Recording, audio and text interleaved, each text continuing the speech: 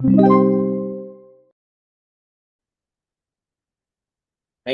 The girder AB shown is subjected to a torsional moment from the loads in the cantilever frame. The following factored forces are computed from this beam. Factored negative moment at the face of the support, Mu is equal to 440 kilonewtons. Factored shear at the critical section near the face of the support, Vu is 220 kilonewtons. Factored torque at critical section near the face of the support, Tu is equal to 50 kilonewton meter. So the girder has a width of 400 millimeter and overall depth of 500 millimeters. The concrete cover is 40 mm. The centroid of the longitudinal bars of the girder are placed 65 mm from the extreme concrete fiber. Concrete strength, FC prime given, Fy given. Tapos use 12 mm, use T-RAPS with FYT equals 275 megapascal. Use reduction factor for shear 0.75 and for flexure 0.9. First question, calculate the required longitudinal tension bars. Okay, so pinapadesign lang siya based sa bending moment. No? So magdi-design lang muna tayo ng bending moment. So although meron itong torsion mamaya, may provision naman. Pero doon sa number 1, ang focus lang muna natin guys ay computein yung tension bars na kailangan. Okay? So ang beam natin ganito. So dito na sa baba.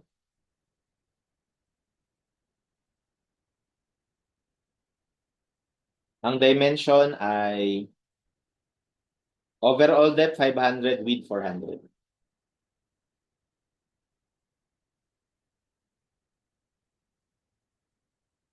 So, ayan. Tapos, ang sinabi sa problem, ano siya? Negative moment. So, ibig sabihin, nasa taas yung ano natin. Yung bakal dyan. Okay? Baliktad. No, kasi negative moment eh. So, anyway, this will be our effective depth. Okay? And sinabi naman sa problem na yung centroid natin ay 65 mm. No? The longitudinal bars of the girder are placed 65 mm from the extreme concrete fiber. So, ibig sabihin, this is 500 minus 65. So, bali 65 to. So, that gives us 435. Okay? So, design lang natin muna. Base natin yung design sa MU na binigay, which is, ano ba yung MU na binigay? 440 kilonewton meter. So, 440.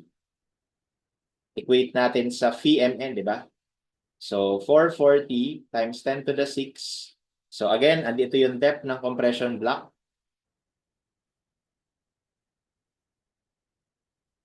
A. Okay, tapos nandito yung tension. Nandito yung compression. Okay, so moment na lang tayo sa T para sa nominal strength. Okay, so we will have, so because we are designing, we want tension control, kaya 0.9. Tapos yung C natin ay 0.85 FC prime, A, B, effective depth, minus A over 2. Ano FC prime? FC prime is 20.7.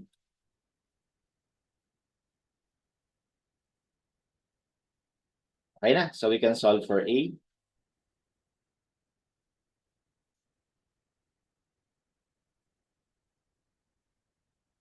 Effective depth, 440 times 10 to the 6 over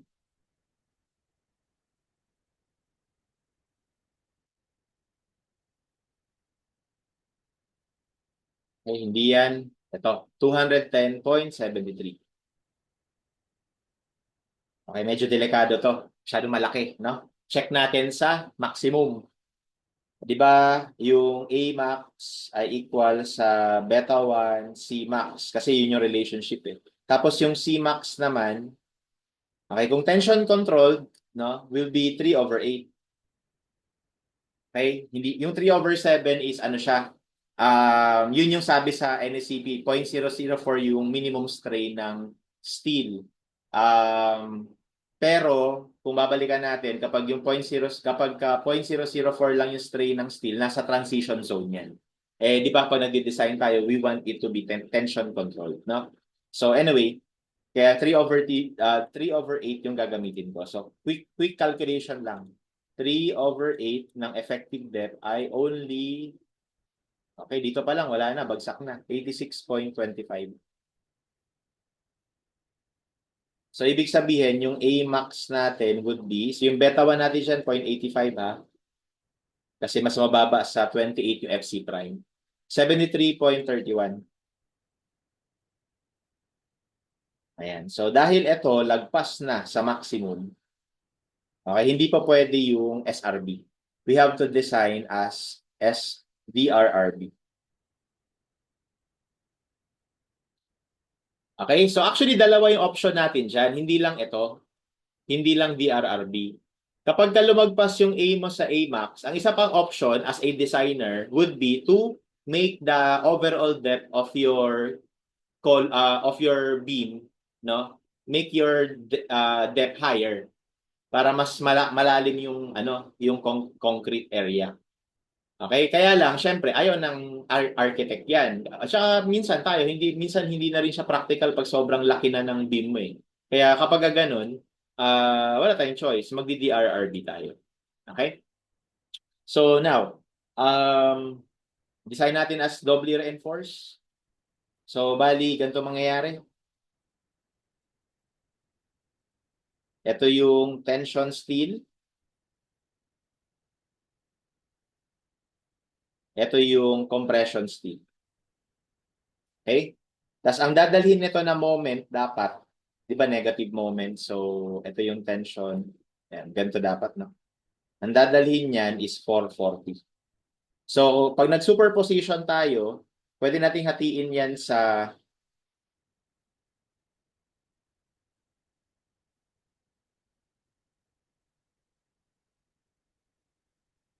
singly reinforced, na kung saan singly reinforced lang siya. Okay, so ito tatawagin ko na AS1. Tapos meron tayo ditong A maximum. Kumbaga isasagad natin yung pagiging singly reinforced plus yung additional na concrete na compression bars. So magkakaroon din tayo dito ng compression bars. So AS compression, tapos ito naman magkakaroon tayo ng equivalent na AS2. Okay? Itong AS1, matik na to, equal na yan sa AS max. Okay? Tapos yung total area dito sa tension steel, equal lang yan sa AS1 plus AS2. Ganyan lang yan palagi. Bali, ito, meron siyang kukontrahin na moment, MU1, tapos ito rin, may kukontrahin siya na moment, MU2. Paghahatian, bali nila to, MU1 plus MU2, dapat equal dito. No? Parang ganyan lang yung analysis niyan. Which is ako, ito yung preferred ko. Kasi medyo logical eh. Kumbaga, kaya ka nagdobli kasi hindi kinaya ng singly. So, anong gagawin? Isagad mo muna yung singly. Paano mo isasagad yung singly? Igawin mo maximum lahat. Okay? Tapos dagdagan mo na lang nung pang additional na pang compression bars. Pero hindi tayo pwedeng magdagdag dito lang. Kasi take note, kailangan couple to palagi. Yung tension dito, T1, tsaka yung compression dito ng concrete, dapat equal. And ganun din dito, kung yung compression dito ng steel, hindi pa pwede na wala siyang kapartner. So kaya kailangan mo rin dito ng tension sa steel 2. Okay? Kaya ganyan yan. No? Yan lang yung concept niyan. Okay, simple lang siya. So now, first, we will need to calculate yung AS max. Okay, so paano kino-compute yung AS max? Actually, may formula dyan. 3/8, beta 1, FC prime, or wag niyo nang kabisaduhin. Mas madali kung kung dun ka lang palagi sa um, tawag dito, MU is equal to VMN tsaka C equals T. Kapag doon ka lang palagi, hindi ka na maliligaw niyan. So doon muna tayo sa etong una, no? Lagyan natin ng label A, B. Doon muna tayo sa A, focus. So of course hindi natin alam to, no? Pero isasagad na natin to eh. Okay, so makukuha natin MU1 kasi MU1 will be equal to pag nag-moment ka dun sa T1, di ba? moment, summation moment about T1. So, yung MU1 equal sa phi concrete compression times D minus yung distance sila A over 2 pa din. Pero dito specific na, A max na to. Okay? A max na yan. So, MU1 will be equal to 0.9 FC prime, 0.85 FC prime A max, which is, ano A max natin? Ito, 73.3125. B, ano yung B natin dito? 400. Tama ba? Ayan, 400. AB, tapos yung effective depth natin, 230.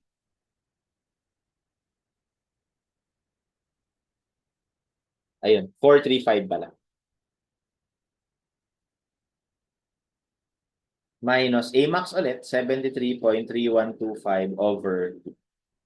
Okay, so dito makakompute natin yung MU1. So ang idea nitong MU1, yan yung maximum moment capacity ng hanggang singly reinforced. Kumbaga yun yung pinakasagad na capacity niya para masabi na singly reinforced siya. Kasi sinagad mo lahat eh. Sinagad mo yung A, no? Actually yun lang yung sinagad dito. Sagad na yan lahat. Kasi hindi ka na pwede lumagpas diyan sa A max na yan. So, yan yung moment na dadalhin nung beam ng singly reinforced pa siya. Pambitin natin.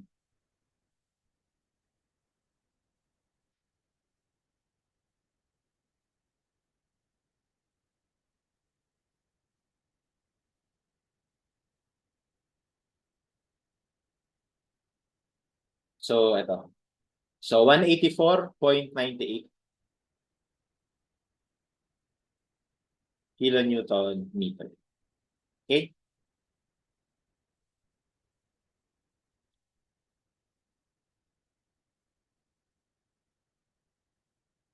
₱85 FC prime AB. Okay.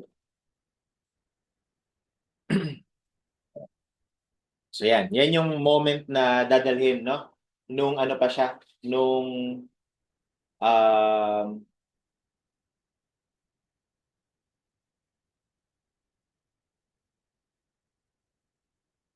nung max singly reinforced pa siya.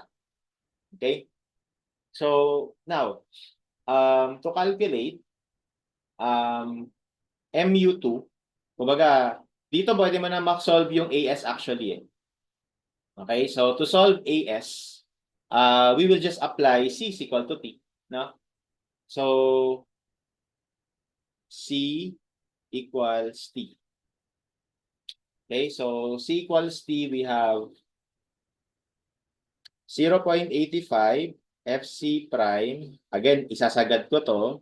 B is equal to AS FY. Ito, yielding na to, no? Okay, kasi we are designing, no? So, we can calculate AS. Pero itong AS na to, emphasize ko lang, itong AS na to, maximum na. Kasi minaximize mo na to eh. So, maximum na rin to. Okay? At yung AS max na yan, yan din yung AS1. Diba sabi ko kanina, ito rin yan. Okay? So, we will have, sabitin natin, 0.85 FC prime, 20 point,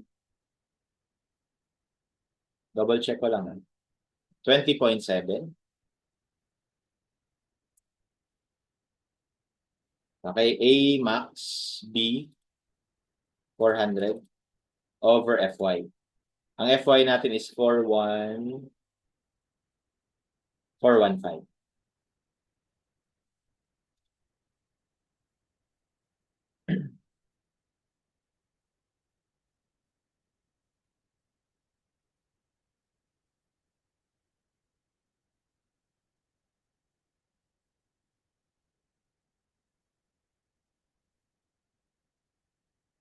Hold on a second. I think I'm using wrong AS max. Yes, oo nga. I think ang ginamit ko dito kanina 230, no? Medyo na mix up ko yung sa utak ko yung given kanina na problem. Yung effective depth nga pala natin dito, guys, 435. Kaya pala masyadong maliit ito. Masyadong maliit.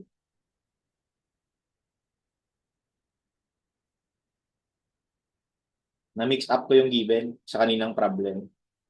So, 3/8 ng 435. Ayan. So, ayan, 163. Lagpas pa rin, no? 163.125. 163.125. Tapos yung magiging A max natin times 0.85 niyan. 138.65625. 138.656. Ayan. So, lagay ko sa A. Tapos, recalculate ko lang tong MU1. Okay, so 0.9 times 0.85 times 20.7 times A times B times 435 minus A over 2. Ayan, so 321.16 pala to.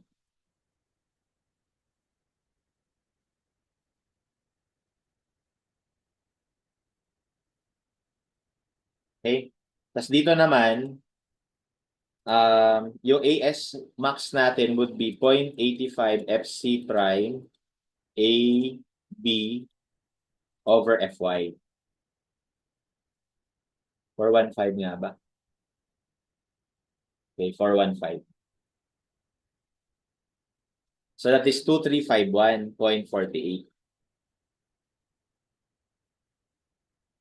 millimeter squared. Ayan. So yun yung AS max natin or AS1 natin dito. At guys, hindi pa yun yung sagot sa tension steel kasi meron yan dito, 2352. Okay? Hindi pa yun yung sagot. Kasi ang total natin, di ba sabi ko, kapag doubly reinforced, is yung AS1 na galing sa maximum plus yung AS2 na yung parang kapartner ni compression steel. So, kukumpitin din natin yun. Okay? Now, how do I compute that? Yung, ito naman, AS2. Eh di, kunin muna natin MU2. So, kumbaga, lilipat na tayo dito sa analysis na to. Dito na tayo. So, lipat na tayo dyan. Okay, so kaya ako kinompute yung MU1 kasi alam ko na yung MU ay equal lang sa MU1 plus MU2. So therefore, makakompute mo yung MU2 for 40 minus 321.16.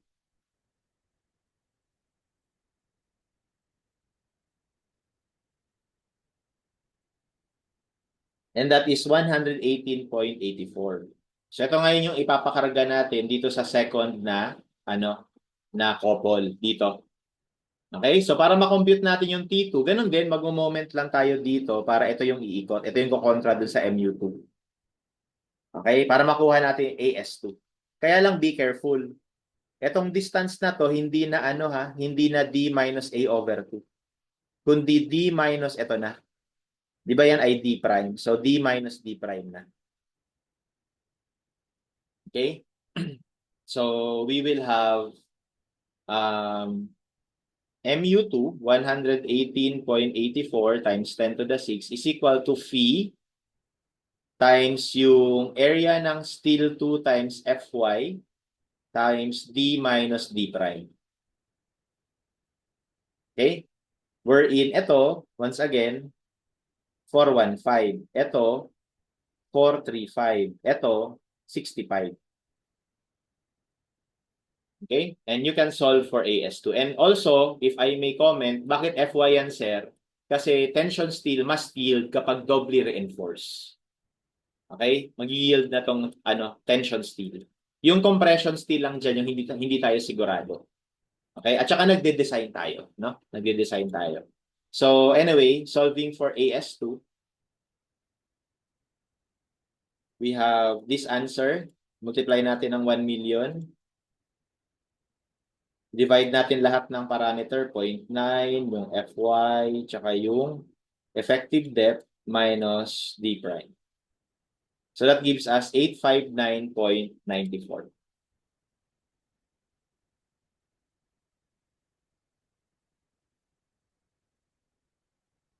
Ay masagot na natin. So therefore, yung tension steel will be AS1 plus AS2.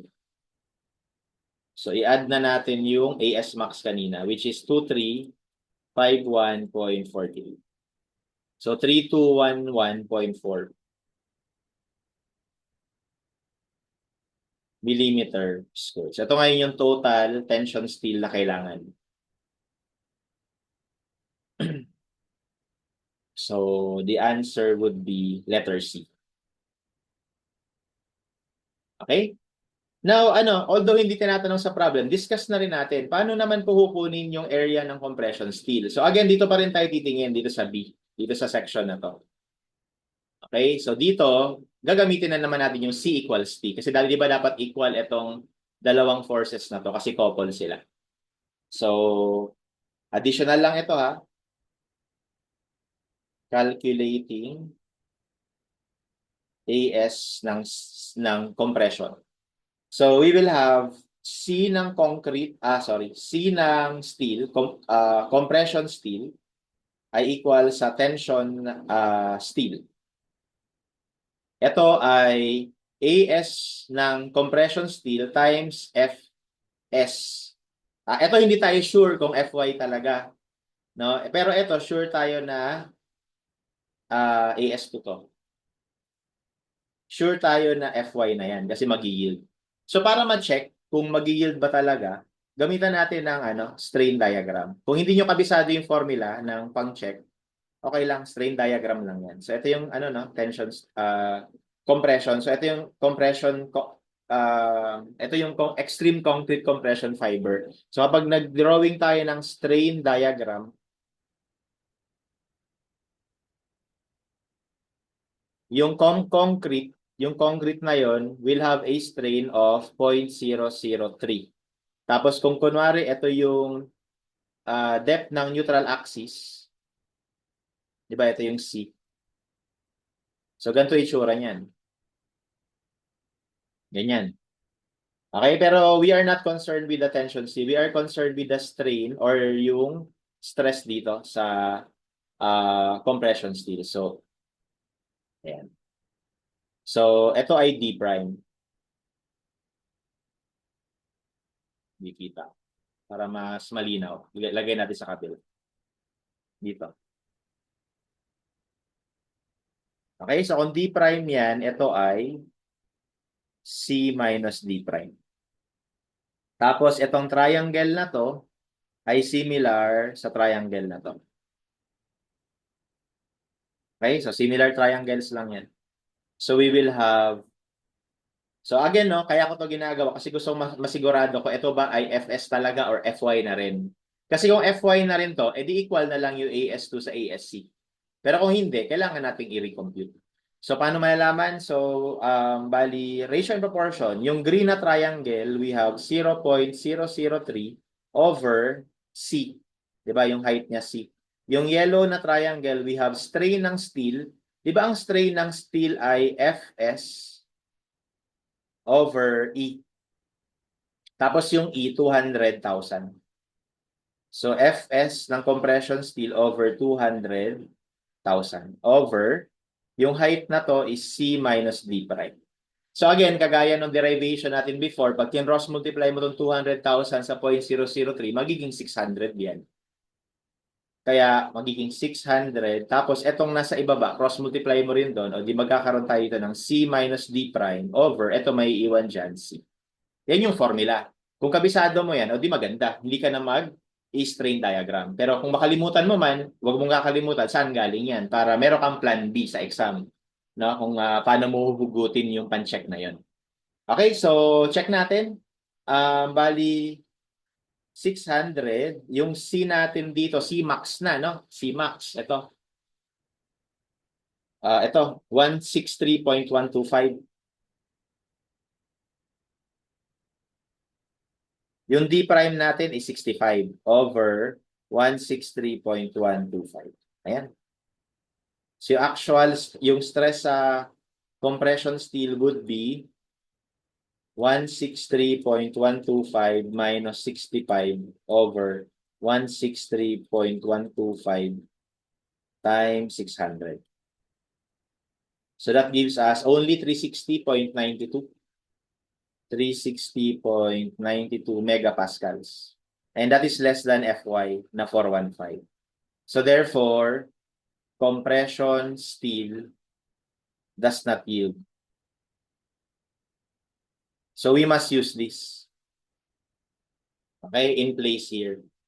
So therefore, yung area ng compression steel times 360.92 will be equal to area ng AS2 859.94 times 415.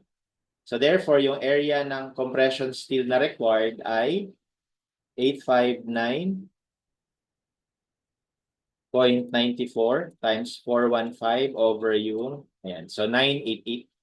So mas marami, no? 988.794 mega, mm squared rather. Okay, so just in case, tinatanong tayo ng area ng compression steel.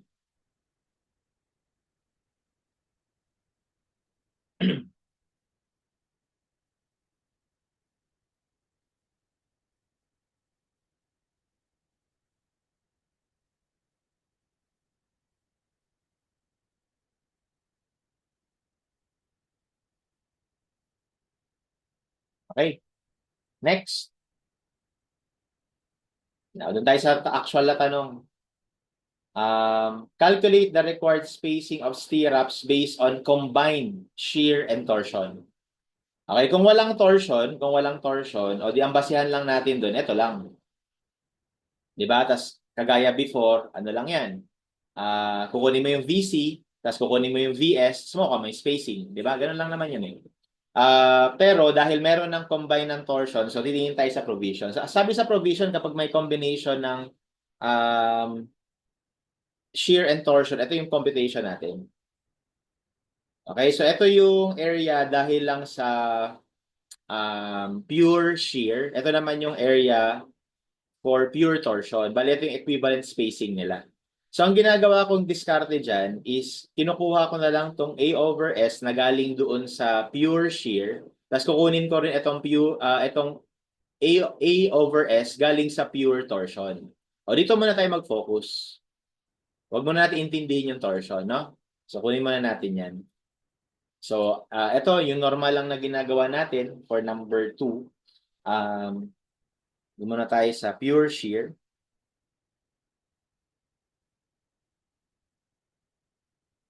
So, VU is equal to phi VC plus VS. Tapos yung VC natin is 0.17 square root of FC prime BD. Okay? Compute natin yung VC. 0.17 square root of FC prime. Tapos 400. 400 times 435. Okay? 134.58 kilonewton. Tapos kunin natin yung VS. Ang VS ay VU over phi pagka dinivide tapos minus VC. So VS would be equal to divide ko na nga ito ng 1,000. Ayan. So VU is 220 minus over phi 0.75 minus itong VC natin. So 158.75.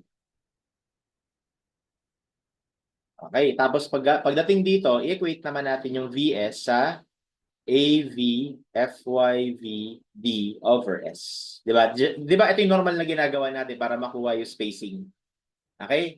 Pero hindi natin kukunin yung spacing kasi i-combine natin siya doon sa torsion. Ang gagawin ko lang, kukunin ko to para makuha ko to. Yun. Yun yung kailangan ko. No? So, let's compute. Bali, ang mangyayari dyan, AV over S ay equal sa VS over FYVD. Di ba? Pag dinivide mo to sa kabila. Kaya ang computation magiging, itong sagot natin, gawin natin Newton, FYV is also 415. Hindi, 275. Take note, no? Yung FY ng stirrups, 275. So, 275 times effective depth, 435. So that gives us 1.327. Okay, so 1.327. So ang units nito, technically mm, pero ayokong gawing mm kasi ito area per mm eh. So gawin lang natin mm squared per mm. Okay, yan ngayon yung portion na to. So, kunin naman natin yung para sa torsion, no? Sa torsion naman tayo. Anong space doon? Dito na lang tayo. Pure torsion.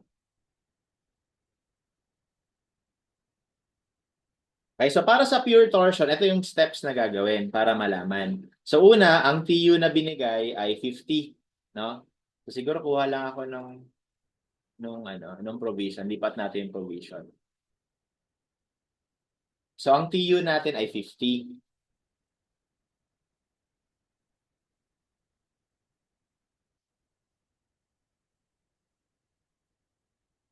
Okay, so pwede kasi, meron kasing tinatawag na cracking torsion tsaka threshold torsion. Na kung saan kapag hindi naman lumagpas doon yung ano mo, yung ultimate torsion, hindi mo kailangan i-design for torsion yung um, beam, no? Ito 'yon, no?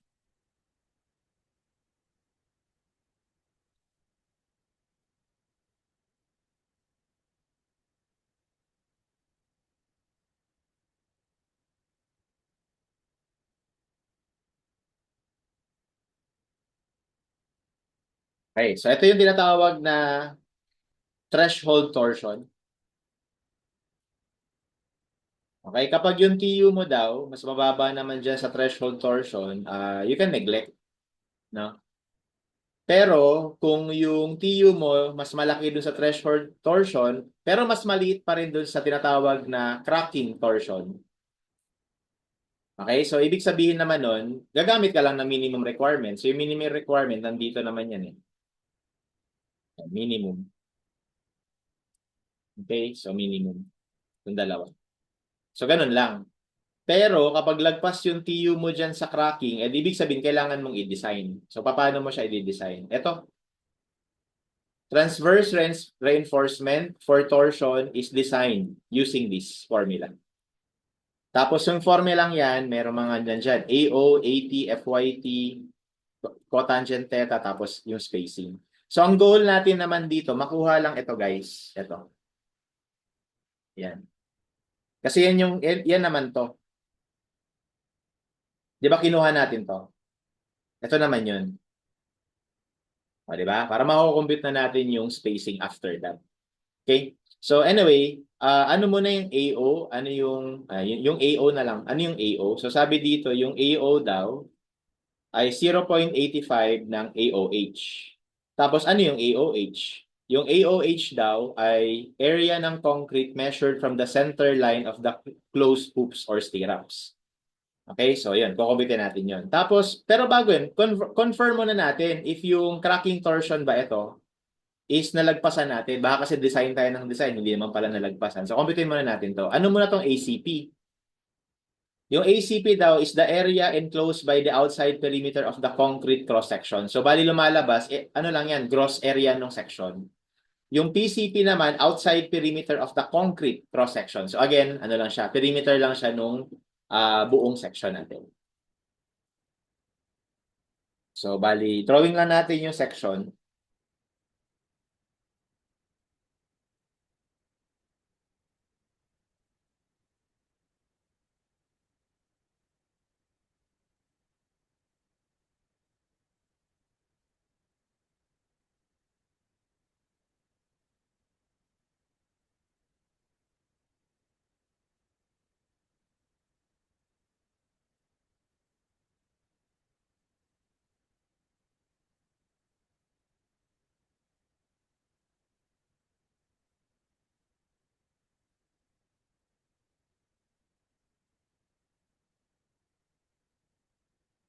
So, ito kunwari yung hoops. Ayun, kunyari mga bakal natin.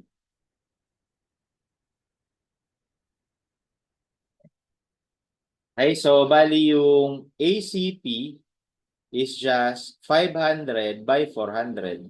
Tapos yung PCP is just perimeter. So dalawang 500 plus dalawang 400. Ganyan lang. So kumpitin muna natin yung cracking torsion. So diretso na ako sa cracking torsion kasi mas malaki yun eh. So yung cracking torsion natin ay equal sa phi, which is 0.75 kapag shear, kasi yung torsion is considered as shear, times 0.33 times square root of FC prime times yung area natin ng gross area, so 500 by 400 squared over perimeter, 2 times 500 plus 400. So, ito ngayon yung cracking torsion natin. Ang magiging sagot dito is naka-Newton millimeter. So, di-divide lang natin yan ng 1 million.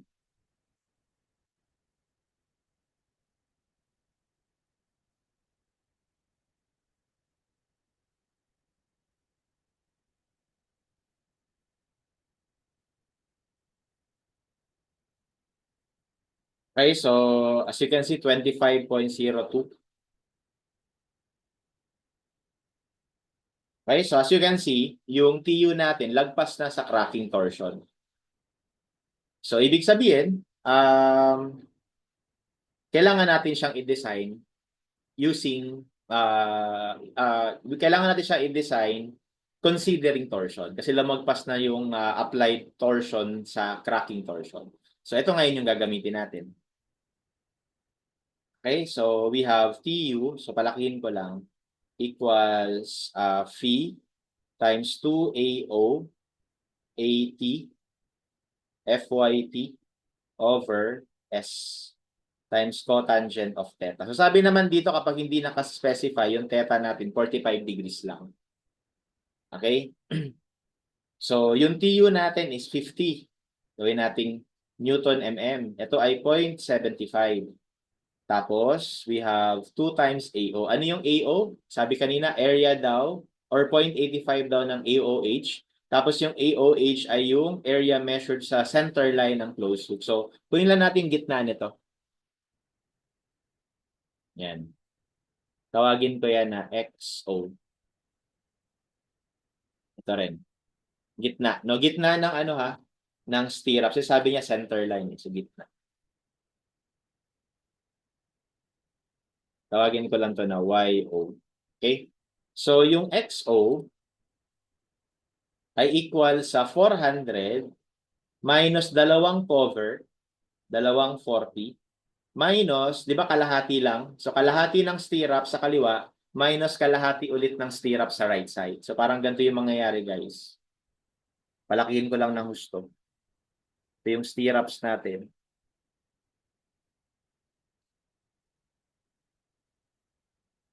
Pinag-uusapan natin ito.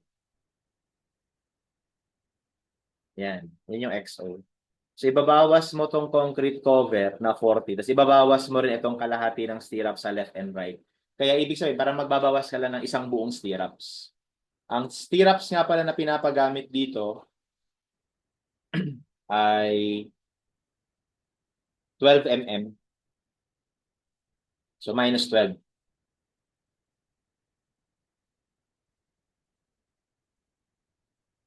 Ayan. So, yun yung XO natin. Tapos yung YO natin, same idea.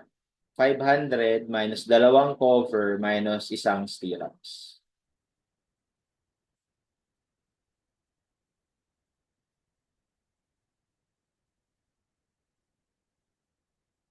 So, 408. Ito, 408. Ito, 308. Okay, so therefore, yung AOH natin is just yung area niyan. Okay? Tapos yung AO is 0.85 ng AOH. Nakalagay naman yung lahat dito sa code. Okay, ayan. So we have 408 times 308, 125,664. Tapos yung 0.85 niyan, yun yung AO. 106,814.4. So, yun yung lalagay natin dito. 106,814.4. 80. FYT is 275 over S. Tapos, itong cotangent na to, magiging 1 na lang to. Kasi ito, gagawin natin na 45 degrees. Eh, yung tangent, di ba, ng 45 degrees, 1. tapos yung cotangent is reciprocal lang naman ng tangent, which is also reciprocal ng 1, edi 1 lang din. Kaya times 1 lang ito. Okay, so again, dito, ang kukumpitin natin ay ito po. Para i-combine natin doon sa shear, sa pure shear. So therefore, our AP over S would be equal to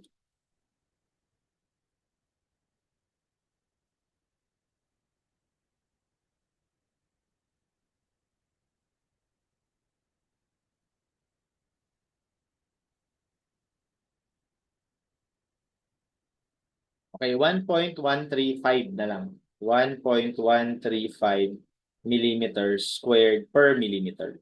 Ayan na. So from here, we can now calculate this one. So we can now calculate, di ba doon sa code nakalagay, AV over S plus 2 times AT over S. Parang ganyan. Okay? So which is equal to, ito ay from pure shear, yan ay 1.327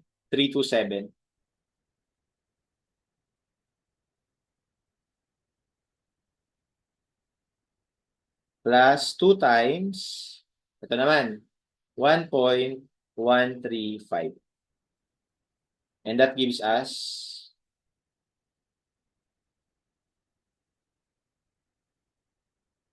so 3.597 millimeters squared per millimeter. Okay? So the question is, paano natin ngayon kukumpitin yung required spacing? Okay? So para makumpit yung required spacing, bali lumalabas kasi, ito na yung ano natin. Parang itong dalawang to, ito na yung parang combined ng pure shear and torsion over S. Ito na yun. Okay? So ito na yung combined, yung spacing na combined sila. So ngayon, itong area na to, ano to? So yung area na yan is just yung area mo ng stirrups. No? Yan yung area mo ng stirrups. So therefore, yung spacing natin will be equal to 3.597 over area ng stirrups. So this would be, ito, um, baliktad.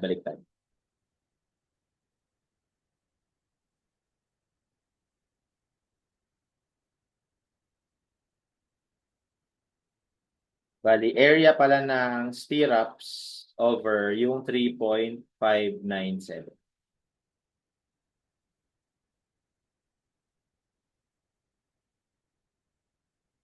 Anong ulit yung diameter?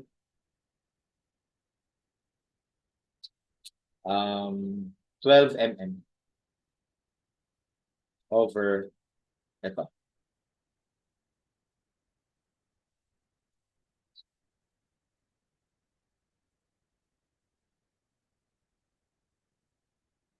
Okay, take note, ano nga pala to guys?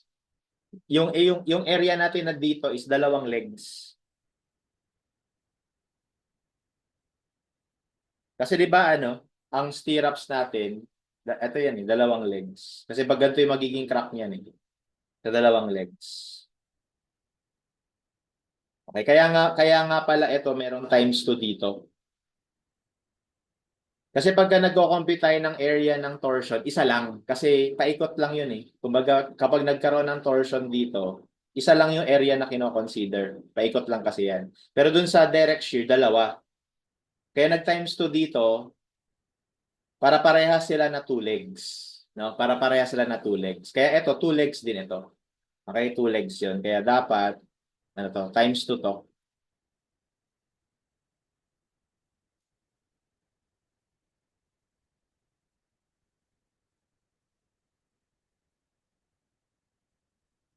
Ayan, so 62.88.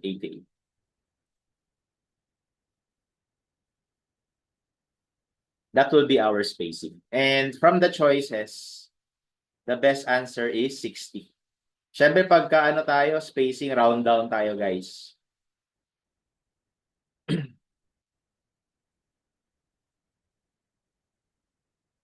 Okay?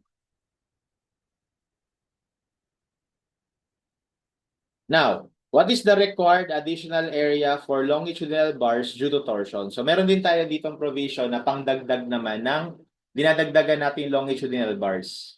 Okay? So, ito yon. Longitudinal reinforcement in addition to moment reinforcement required for torsion. So, ito naman.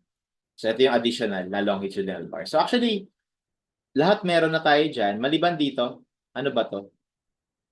Perimeter lang ng AOH. So, perimeter ng center line. No? So, bali, yung PH dyan,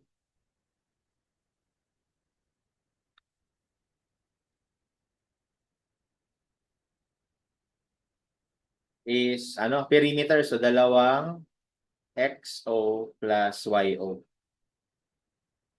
Okay? Perimeter nung, AOH. Area measured from the center line. No? And yung shape niya, rectangle lang naman.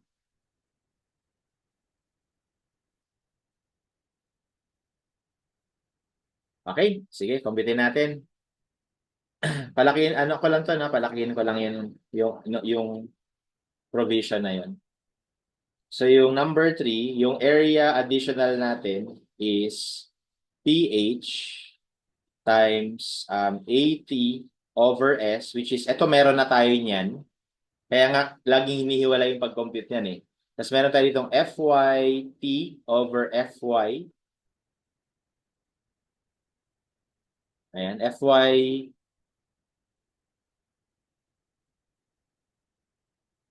FYT over FY. Tapos, cotangent square.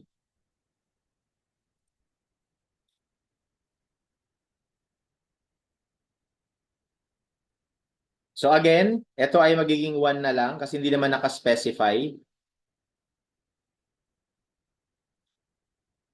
Dahil ito gagawin lang natin na 45 degrees. Okay, tapos ito na yung kinuha natin kanina. Ito, 1.135 for torsion. Okay, tapos yung pH na lang,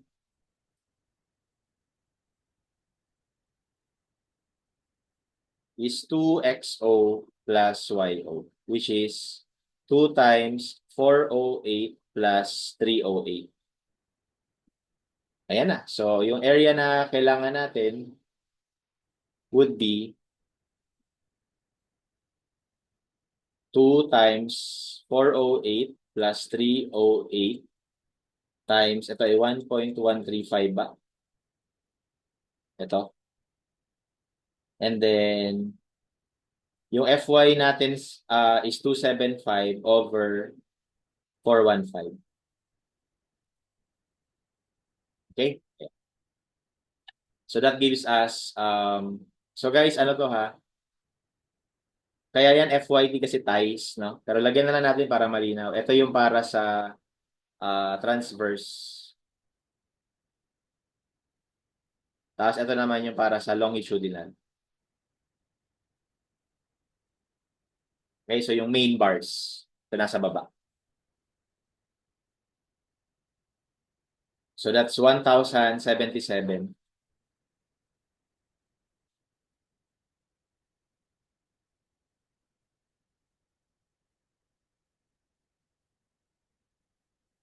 Zero two.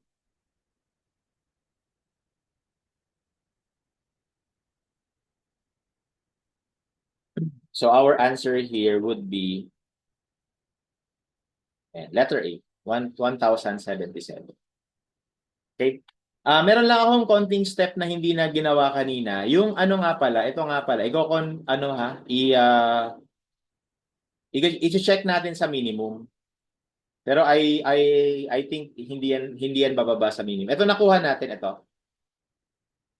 Ito. I-check mo pa siya sa minimum ito. Dapat daw hindi siya lalagpas dito. Pero sure ako hindi na yung lalagpas kasi doon pa lang sa shear meron ka ng spacing eh. Na dinagdagan pa ng torsion. Okay?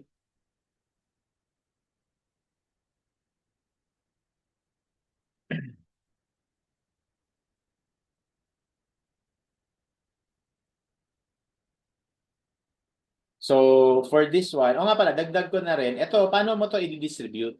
'Di ba? Kumbaga, kunwari doon sa number 1. Di ba sa number 1, nakuha natin yung area ng tension steel. Okay, ito yung area ng tension steel. Ito, 3211. Tapos kunwari lang, gagamit tayo ng main bar um,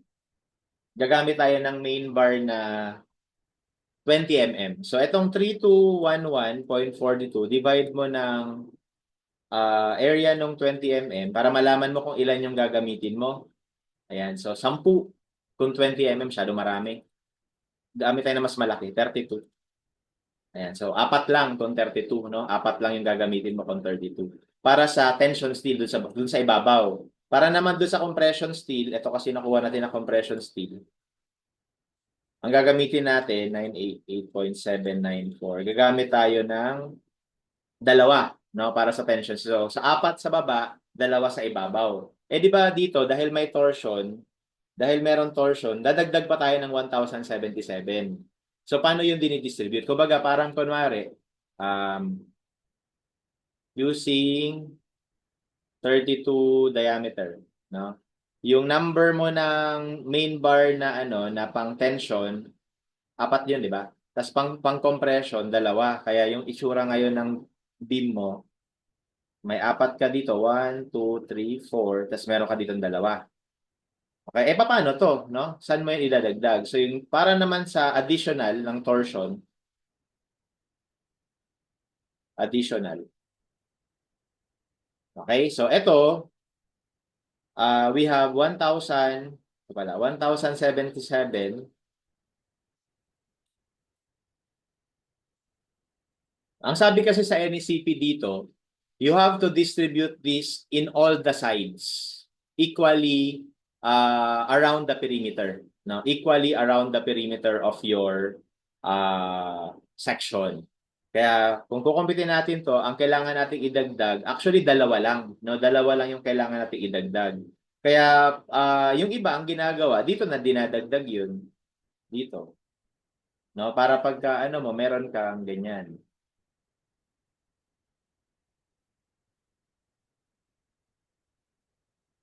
Ganyan siya. Okay? So, dito dinadagdag. Kung yan, example lang, no? Kunwari, 4 yung nakuha mo na number of bars dito na idadagdag. Yung 4 na yon, i-distribute mo equally on the side. So, bali, isa dito, tapos isa dito, isa ulit dito. Kunwari lang 4 yung idadagdag, ha? Kunwari 4. Okay, so yan, ganun mag-distribute, no? But anyway, yung question lang naman dito is hanggang sa pag-compute lang nung area na additional. And that's how we solve this problem.